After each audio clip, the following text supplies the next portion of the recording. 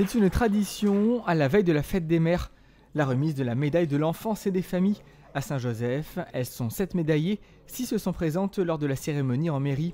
Accompagnées de leurs enfants, petits-enfants et leurs proches, ces 6 mamans se montrent fières et heureuses aujourd'hui. Moi, je suis content, mes enfants et tout là, on est là. Moi, je suis content, On fait notre travail, quoi, c'est tout.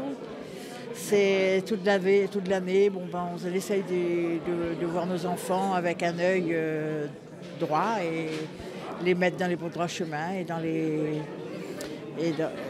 la bonne vie. Faire grandir plusieurs enfants à une époque où la vie n'était pas toujours simple, certaines d'entre elles se sont retrouvées seules après le décès de leur mari. Mon mari est décédé depuis l'âge de 41 ans. Je suis veuve, j'ai mes 4 enfants à mon appui.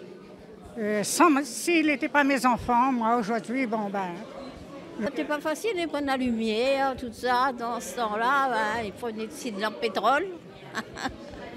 On est encore là. Dieu merci, quand même un peu malade, mais c'est bien. Pas facile parce que mon mari était décédé de bonne heure. Le premier avait 10 ans et le dernier 3 ans.